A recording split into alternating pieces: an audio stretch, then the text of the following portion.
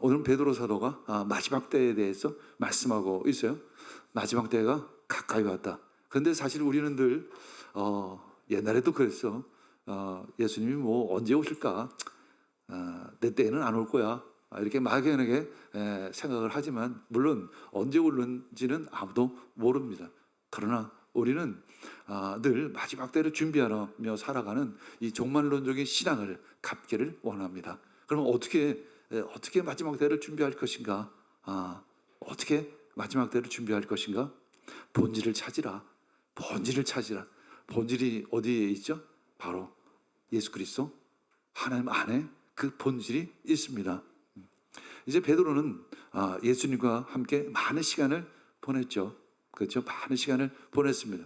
3년이라는 물론 길지 않은 시간이지만 그 안에서 먹고 자고 함께 많은 가르침을 들었습니다. 그리고 예수님 십자가에 못 박히시고 또 부활하신 후에 승천하셔서 하늘로 올라가셨습니다. 그리고 때가 되어 하나님께서 약속하신 성령을 부어 주셨습니다. 마가의 다락방에서 오순절날 베드로는 성령 세례를 받았죠. 그때 그동안 예수님께서 가르치신 모든 가르침들이 깨달아지기 시작했습니다. 그리고 그때부터 그 예수님의 가르침을 여기저기 다니며 전하기 시작을 했습니다. 그런데 이제 베드로는 나이가 들었습니다. 순교를 앞두게 되었어요. 베드로서는 이제 베드로 사도가 순교 직전에 기록한 말씀입니다. 베드로가 3장 8절에서 이렇게 기록하고 있습니다. 하나님은 하루가 청년 같고 또 천년이 하루 같다. 그러면서 이 종말의 때를 성도들에게 말씀하고 있습니다. 하나님은 시간의 주인이시죠. 여러분들 시간의 주인이 아닙니다. 나의 시간도 우리들의 시간도 다 하나님의 시간이죠. 하나님 안에 있습니다. 젊었을 때는 잘 몰라요. 한창 잘 될 때는 몰라요. 열심히 살 때는 시간이 마치 내 것인 것처럼 착각을 합니다. 인생이 내 몫인 것처럼 착각을 합니다. 그리고 나이가 들거나 아니면 병이 들거나 더군다나 이제 내일 모레 내 죽음이 얼마 남지 않았다고 하면 시간은 나에게 있지 않구나. 하나님께 있구나라는 것을 알게 됩니다. 하나님이 시간의 주인이라는 것, 그것은 바로 모든 것이 그분의 계획 안에 있다는 것입니다. 베드로는 이제 그것을 깨달아 알 때가 된 거예요. 나이가 들었고 이제 순교할 때가 얼마 남지 않았습니다. 베드로는 죽음을 마치 직감한 것처럼 느껴져요. 가끔 죽음을 앞둔 사람이 옷장 정리를 한다거나, 그렇죠? 서랍을 정리한다거나 사진첩을 정리할 때도 있어요. 옛 친구에게 전화를 하거나 또 오랫동안 보지 못했던 친지에게 전화를 하기도 합니다. 또 혹은 용서하지 못했던 그 사람을 이렇게 전화를 해서 용서의 메시지를 전하기도 합니다. 그리고 나서 며칠 지나지 않아 이 땅을 떠나 천국에 갇히기도 해요. 그래서 사람은 가끔 자신의 죽음을 직감할 때가 있는 것 같습니다. 마치 지금 베드로는 자신의 죽음을 아는 것처럼 마지막 때를 이야기하고 있습니다. 나에게 내일이 없다면 오늘 무엇을 하겠습니까? 이것이 바로 종말론적인 신앙이죠. 내일이 없다면. 그러나 우리는 늘 내일이 당연히 있으리라고 생각을 합니다. 물론 내일이 오겠죠. 그러나 내일이 안 올 수도 있어요. 만약에 하나님이 오늘 나를 부르신다면 내일이 없다면 오늘 나는 무엇을 하시겠습니까? 그냥 캐세라 놀자, 맛있는 거 먹자 하시겠습니까? 마틴 루터는 말합니다. 내일 죽으면 사과 한 그루를 심을 것이다. 내일 죽더라도 나는 사과 한 그루를 심을 것이다. 이 얘기는 바로 지금 이 순간에 충실하겠다는 것입니다. 그냥 충실한 것이 아니라 하나님 안에서 충실하겠다. 그리고 미래를 위한 희망을, 그 소망을 놓지 않겠다는 그 메시지가 그 안에 담겨 있습니다. 이제 베드로 사도는 주님을 만난 후에 변화를 겪었죠. 그리고 주님께서 예정하신 그 길을 한 걸음 한 걸음 왔습니다. 예수님이 승천하시기 전에 베드로에게 예언적으로 하신 말씀이 있습니다. 젊었을 때는 네 뜻대로 잘 다녔지. 네 뜻대로 잘 다녔지. 이제 네가 나이가 들어서 이제 네 뜻대로 사는 것이 아니라 하나님의 영광을 올리는 죽음을 맞이하게 될 것이란다. 이렇게 예언적으로 미리 말씀하시고 승천하셨습니다. 베드로는 그날이 아주 가까이 왔음을 직감적으로 느낄 수 있었어요. 이제 베드로는 죄된 세상이 다 타버리는 그 비전을 바라봅니다. 새하늘과 새 땅에 대한 소망을 갖게 되죠. 이를 위해 우리는 어떻게 살아가야 할 것인가? 여러분들이 베드로 사도의 입장이라면 어떤 마음을 가질까요? 어떤 마음을 가질까요? 본질로 돌아가자. 예수 그리스도를 알자.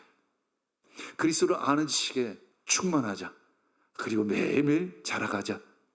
그 마지막 날은 예고도 없이 도둑처럼 올 것이라고 베드로 사도는 강조하고 있습니다. 예수께서는 어떤 모습으로 오실까요? 마지막 때 어떤 모습으로 오실까요? 유다의 사자로, 심판주로 오십니다. 어떤 이에게는 심판이겠지만 우리에게는, 하나님 믿는 우리들에게는 새하늘과 새 땅이 시작되는 바로 그날이 될 것입니다. 주님의 날을 준비하자. 베드로 사도는 말씀하고 있습니다. 주님의 날을 준비하자. 하나님의 날을 준비하자. 그날이 우리에게는 새로운 시작이 될 것이라고 말씀하고 있습니다. 그렇다면 우리는 어떻게 살아가야 할 것인가? 오늘 그것이 하나님께서 우리에게 주시고자 하는 말씀인 것입니다. 메시지인 것입니다. 어떻게 살아가야 할 것인가? 그냥 세상 사람들이 살아가는 대로 살아갈 것인가? 그냥 물질을 추구하면서, 명예를 추구하면서, 권력을 추구하면서 그것이 목적인 양 살아갈 것인가? 이제 인공지능 시대가 다가왔죠. 많은 이들이 인공지능의 끝이 도대체 어디인지를 모르겠다라고 이야기합니다. 전문가들이 도리어 두려워하고 있어요.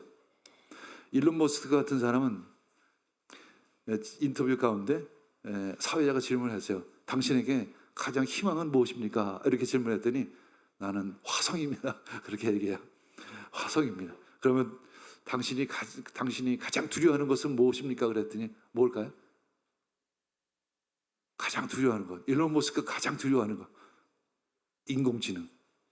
왜냐하면 인공지능의 끝이 무엇일는지 아무도 모르기 때문에 그런 것입니다. 요즘에 제가 인공지능을 사용해 보면 참 무섭습니다.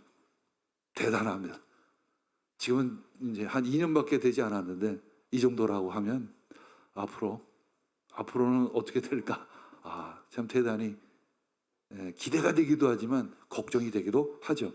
하지만 우리는 하나님의 약속대로 새하늘과 새 땅이 우리를 기다리고 있습니다. 그곳에 하나님의 의가 깃들여 있죠. 예수 그리스도를 아는 시간에서 자라가라. 베드로 사도는 우리에게 권면하고 있습니다. 이것이 본질이에요. 그리고 우리들이 이 땅에서 살아가야 할 삶의 모습인 것입니다. 우리는 매일 예수 그리스도를 바라보며 매일매일 자라가야 하는 것입니다. 매일매일 자라가기를 원합니다. 우린 늙어가는 것이 아니라 젊어가는 거예요. 젊어가는 것입니다. 우리 비행기가 활주로 끝을 가면 어디로 향하죠? 하늘을 향합니다. 인생의 끝은 바로 활주로의 끝과 같아요. 그 인생의 끝은 하늘을 향해 활활 나르는 그 시작이 될 줄 믿습니다. 우리는 기대합니다. 우리는 소망합니다. 그 마지막을 소망하죠. 자, 3장 10절. 그 마지막이 도대체 어떻게 올까? 베드로 사도는 이렇게 말하죠. 읽겠습니다. 그러나 주의 날이 도둑처럼 올 것입니다. 그날에는 하늘이 요란한 소리를 내며 사라지고 온 소들은 불에 녹아 없어지고 땅과 그 안에 있는 모든 일들이 드러날 것입니다. 그날이 아무도 모르게 도둑처럼 올 것이라는 것입니다. 도둑이 알게 들어오나요? 모르게 들어오잖아요. 근데 그날로 아무도 모를 것이라는 거예요. 그 의미는 뭐죠? 늘 깨어 있으라는 것입니다. 깨어 문단속을 하는 것처럼 우리는 저녁마다 문단속 하듯이 우리 매일마다 깨어 예수님께서 다시 오실 날을 기다려야 하는 것입니다. 그날에는 하늘이 요란한 소리를 내며 다 사라질 것이라고 말하고 있습니다. 원소들이 불에 녹아 없어진다고 말하고 있어요. 이 원소는 도대체 어떤 의미일까? 이 세상을 만드는 기본 요소를 의미합니다. 흙, 불, 빛, 이런 것들을 이야기하는 거죠. 이런 것들이 다 사라질 것이다. 또 하나의 의미는 이 세상을, 이 땅을 움직이고 있었던 지금까지 이 세상적인 어떤 지식들, 사상들, 이념들을 이야기하고 있어요. 이 얼기설기 엮어져 있었던 이 이론들, 또 원리들, 또 학문들, 지식들이 다 녹아져 사라질 것이라는 것입니다.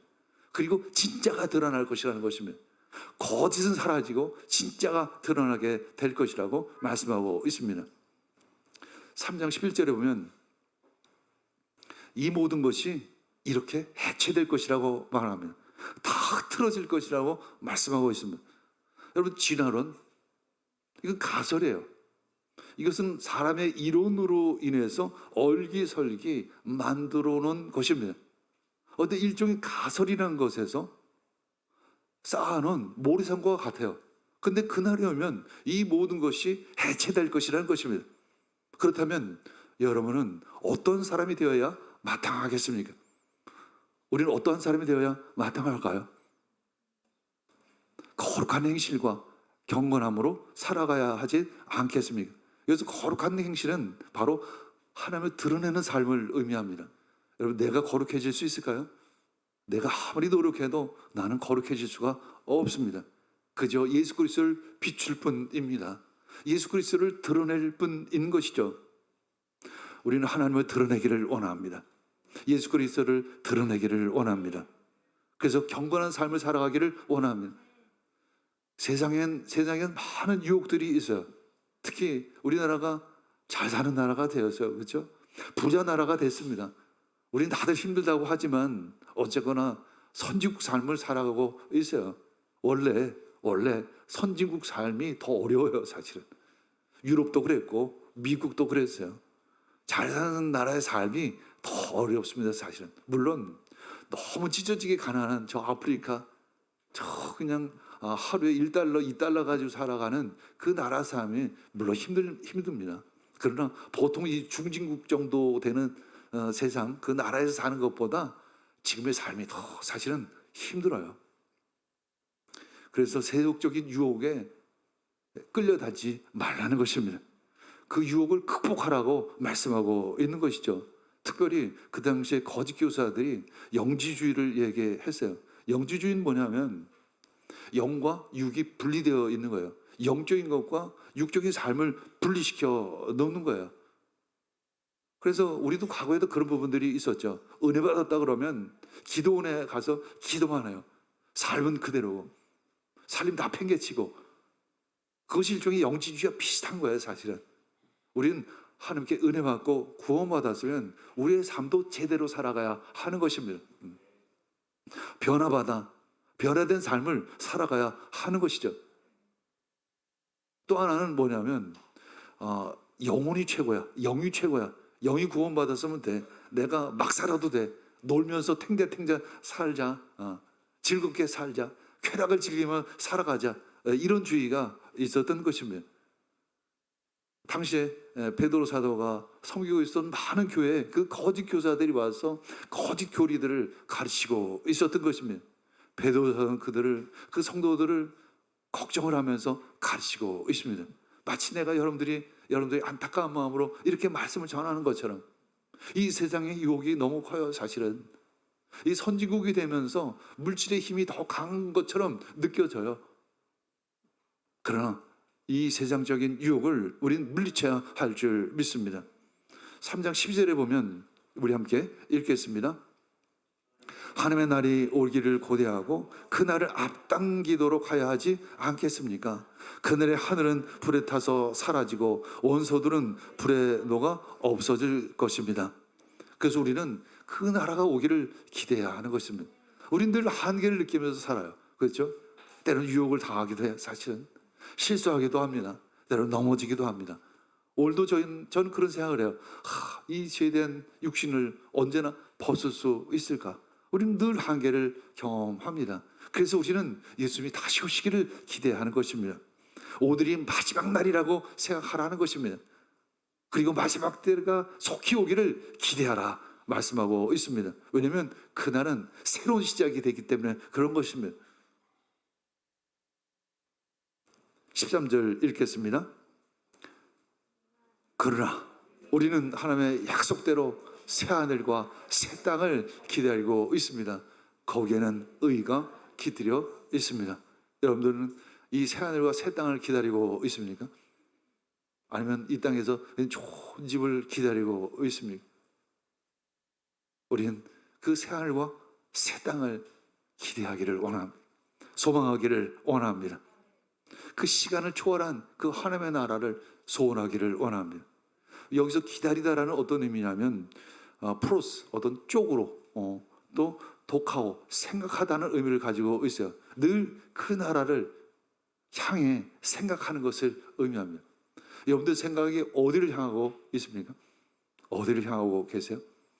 여러분들 생각이 지금 어디를 향하고 있습니까? 우린 그의 나라를 열망하며 마음을 다해 사모하시기를 원합니다. 그것이 바로 마지막 때를 준비하는 그런 신앙의 모습인 줄 믿습니다. 3장 14절 읽겠습니다. 그러므로 사랑하는 여러분 이것들을 기다리면서 점도 없고 흠도 없이 평안하게 그분 앞에 나아가도록 힘쓰십시오. 여러분 가운데 평안이 있기를 원합니다. 여러분들 심령 가운데, 여러분 가정 가운데, 여러분 직장 가운데 평안이 있기를 원합니다. 이 평안은 우리가 하나님을 만날 때 임하죠. 그렇죠?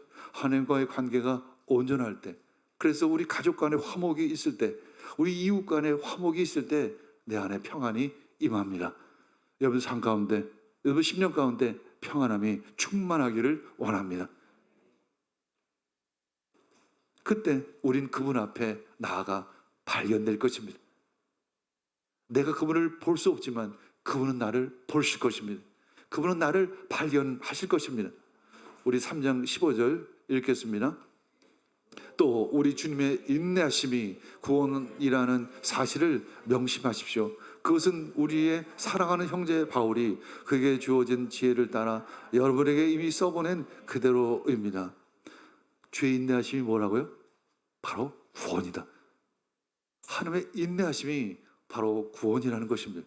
우리 가끔 그런 생각하죠. 전에도 예수님이 다시 오신다고 그랬는데 몇십 년이 지났는데도 아직 안 오셨어. 이것은 바로 하나님의 인내하심입니다. 하나님의 기다림입니다. 한 사람이라도 더 구원받기를 위해 기다리는 아버지의 마음인 것이죠. 그래서 우리는 한 영혼을 구원하기 위해 예수 그리스도를 전해야 하는 것입니다. 이번 40일차 이하스 미션, 그곳에 가서 한 영혼이라도 구원하고자 하는 마음을 그 이웃들에게, 동역자들에게 전하고자 하는 마음인 것이죠. 여러분들도 그 각자의 삶에서 예수 그리스도를 전하기를 축복합니다. 죄에서 돌이키라. 예수님께서 기다리시는 이유는 저기 하늘 끝에서 기다리고 계십니다. 우리에게 더 먼저 오기를 기다리시지만, 더 원하시지만 한 사람이라도 더 구원하기 위해서 지금 기다리고 계시는 것입니다.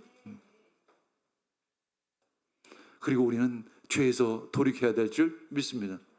잘못된 길에서 돌이켜야 될 줄 믿습니다. 3장 16절에 보면 바울은 모든 편지에서 이 주제를 말했다 기록하고 있습니다. 이 주제에 대해서 말했어요. 예를 들어 이신칭의, 믿음으로 구원받는다. 근데 이런 편지들에는 알기 어려운 것들이 더러 있습니다. 배우지 못한 사람들과 불안정한 사람들이 그 뜻을 잘못 해석하다가 성경 다른 부분들도 그렇게 하듯이 스스로 파멸에 이릅니다. 그 배우지 못한 사람, 또 불안정한 사람들이 잘못 해석한다는 거예요. 예를 들어서 바울 사도의 이 신칭은 믿음으로 구원받는다는 것은 절대적인 진리임에도 불구하고 그들이 잘못해서 해석을 해서 믿으면 됐지, 대충 살아도 돼. 왜냐면 믿음으로 구원받는다고 했으니까 우리 삶을 어떻게 살든 그것이 관계에 있어, 뭐 이렇게 이야기하는 거짓 교사들이 있다는 것입니다. 자기 편한 대로 이것을 왜곡시켜서 해석하는 애들이 있다는 것입니다. 그들을 주의해라. 우리 성경 말씀 읽을 때 하나님의 뜻으로, 하나님의 원하는 마음으로 온전히 해석하기를 원한다. 우리 아침마다 큐티 생명의 삶을 묵상합니다. 근데 묵상할 때 내 마음대로 해석하는 것이 아니죠.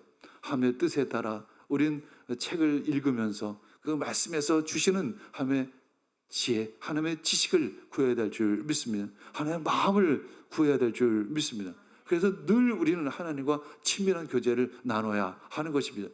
예수님께서 그 한적한 곳으로 가셔서 기도하신 것처럼 하나님의 마음, 하나님의 뜻을 알고자 늘 기도하며 하나님의 말씀을 묵상하기를 원합니다. 바울 사도가 말합니다. 거짓된 가르침을 주의하라. 거짓된 가르침에 주의하라. 우리 현대인, 우리 한국 사회, 한국 교회의 가장 잘못된 부분이 무엇일까요? 하나님도 섬기고 물질도 섬기는 모습들이 우리 안에 남아 있다는 거예요. 적당히 믿는다는 거예요. 적당히. 여러분, 적당히 믿어서 될까요? 마치 우리는 적당히 믿어도 될 것 같은 느낌이 들어요. 그러나 적당히 믿어서 안 됩니다. 우리가 적당히 믿었더니 그 끝이 어떠하죠? 지금 우리들의 모습인 것입니다. 이 한국교회의 모습인 것이죠. 물론 잘된 부분도 있고 하나님께서 크게 쓰신 부분도 있지만 우리 다음 세대가 점점 멀어지고 있잖아요. 교회를 멀리하고 있습니다. 다음 세대들이. 왜 그럴까요? 어른 세대가 제대로 믿지 못한 부분들이 있었기에 그러한 것입니다. 적당히 믿었기 때문에 그런 것입니다.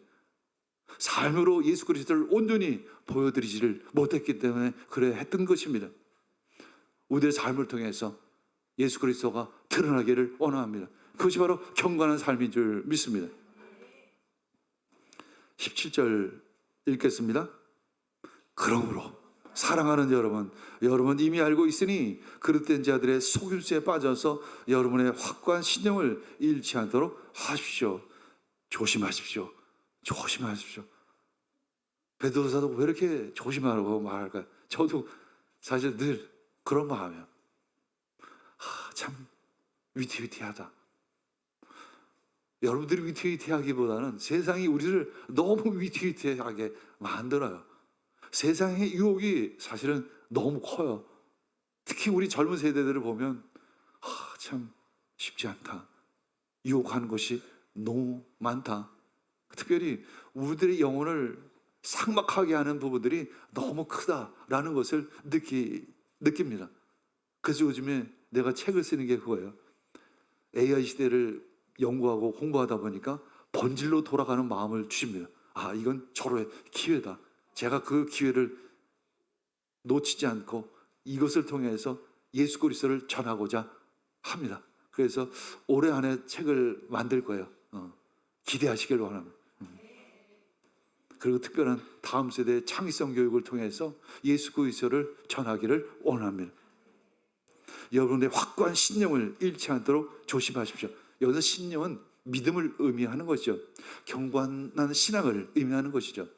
이 경건한 신앙은 어떻게 시작이 되죠? 뿌리 깊은 나무를 생각하면 돼요. 예수님께 깊이 뿌리 내기를 원합니다. 예수님께 깊이 뿌리 내리기를 원합니다.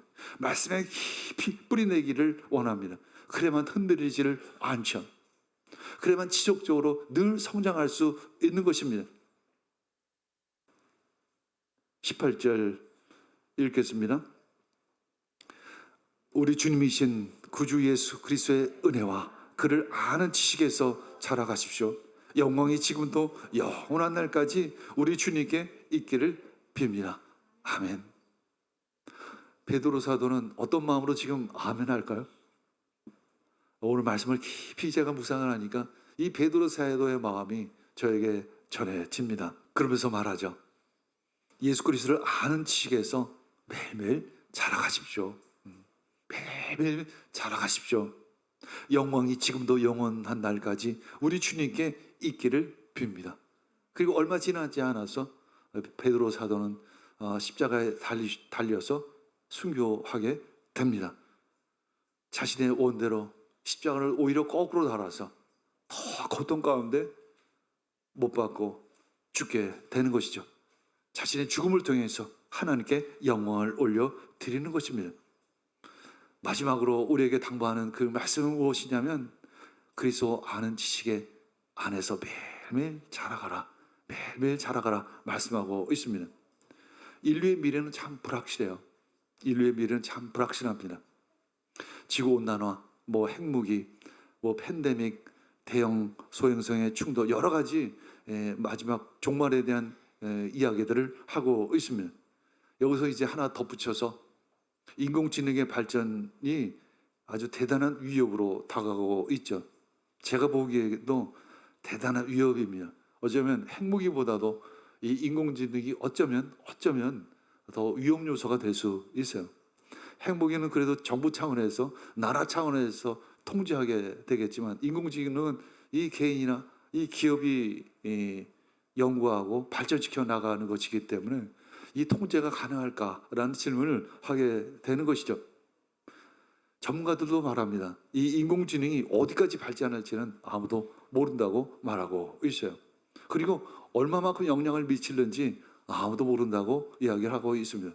그런데 제가 공부하니까 엄청난 영향을 미치는 것은 확신해요. 우리의 일의 개념이 완전히 바뀔 것입니다.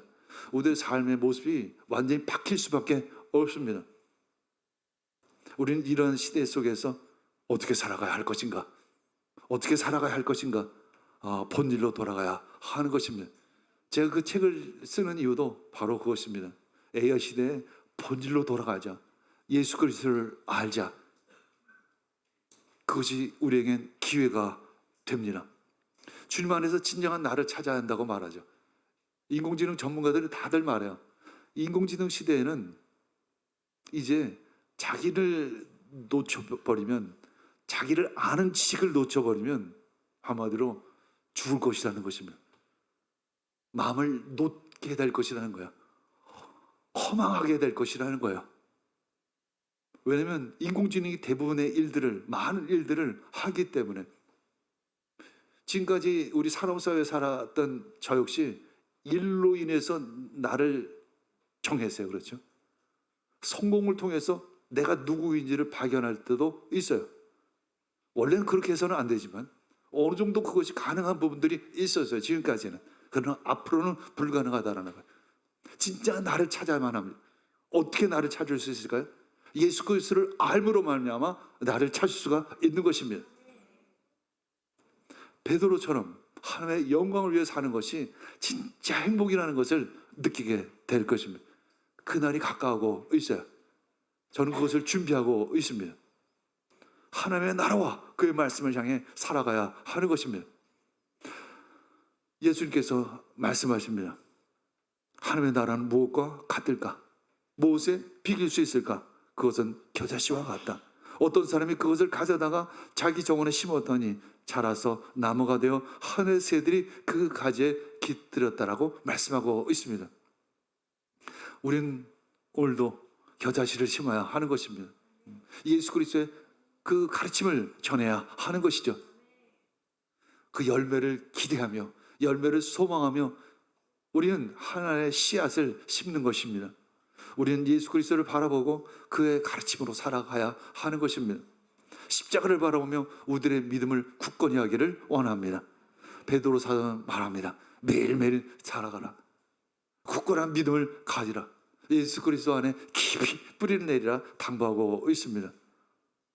우리도 주님 안에서 날마다 성장해 나가기를 원합니다. 예수님의 이름으로 축복합니다. 믿음 안에서 큰 열매가 있기를 원합니다. 우리는 새하늘과 새 땅을 기대합니다. 그날을 소망합니다.